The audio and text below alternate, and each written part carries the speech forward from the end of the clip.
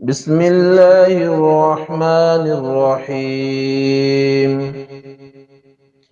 يا أيها الذين آمنوا لا تقربوا الصلاة وأنتم سكارى حتى تعلموا ما تقولون ولا جنبا إلا عابري سبيل حتى تغتسلوا، وإن كنتم مرضى أو على سفر أو جاء أحد منكم من الغائط أو لامستم النساء فلم تجدوا ماء فتيمموا صعيدا طيبا فامسحوا بوجوهكم وأيديكم، إن الله كان عفوا غفورا. ألم تر إلى الذين أوتوا نصيبا من الكتاب يشترون الضلالة ويريدون أن تضلوا السبيل، والله أعلم بأعدائكم، وكفى بالله وليا وكفى بالله نصيرا. من الذين هادوا يحرفون الكلم عن مواضعه ويقولون سمعنا وعصينا واسمع غير مسمع وراعنا ليا بألسنتهم وطعنا في الدين، ولو أنهم قالوا سمعنا وأطعنا واسمع وانظرنا لكان خيرا لهم وأقوم، ولكن لعنهم الله بكفرهم فلا يؤمنون إلا قليلا. يا أيها الذين أوتوا الكتاب آمنوا بما نزلنا مصدقا لما معكم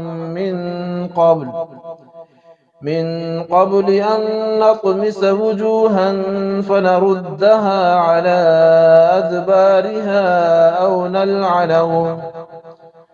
أو نلعنهم كما لعنا أصحاب السبت، وكان أمر الله مفعولا. إن الله لا يغفر أن يشرك به ويغفر ما دون ذلك لمن يشاء، ومن يشرك بالله فقد افترى إثما عظيما. ألم تر إلى الذين يزكون أنفسهم، بل الله يزكي من يشاء ولا يظلمون فتيلا. انظر كيف يفترون على الله الكذب وكفى به إثما مبينا. ألم تر إلى الذين أوتوا نصيبا من الكتاب يؤمنون بالجبت والطاغوت ويقولون للذين كفروا هؤلاء أهدى من الذين آمنوا سبيلا. أولئك الذين لعنهم الله، ومن يلعن الله فلن تجد له نصيرا. أم لهم نصيب من الملك فإذا لا يؤتون الناس نقيرا.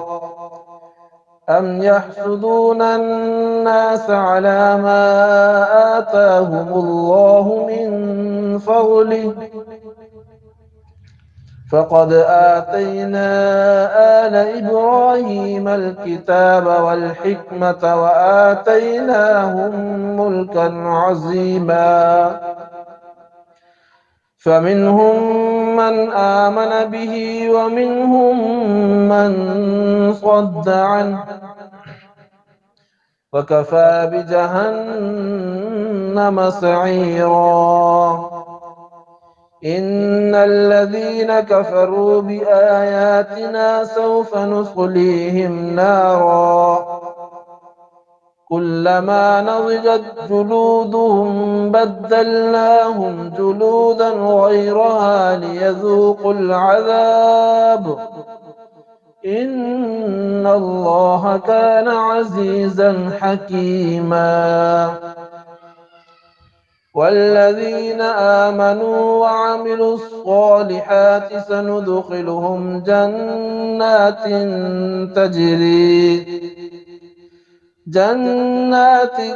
تجري من تحتها الأنهار خالدين فيها أبدا لهم فيها أزواج مطهرة وندخلهم ظلا ظليلا إن الله يأمركم أن تؤدوا الأمانات إلى أهلها وإذا حكمتم بين الناس أن تحكموا بالعدل إن الله نعم ما يعظكم به إن الله كان سميعا بصيرا يا أيها الذين آمنوا أطيعوا الله وأطيعوا الرسول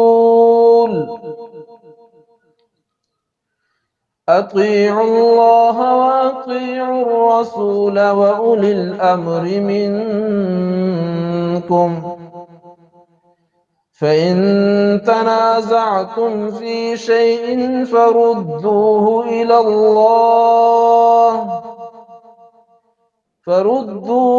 الله والرسول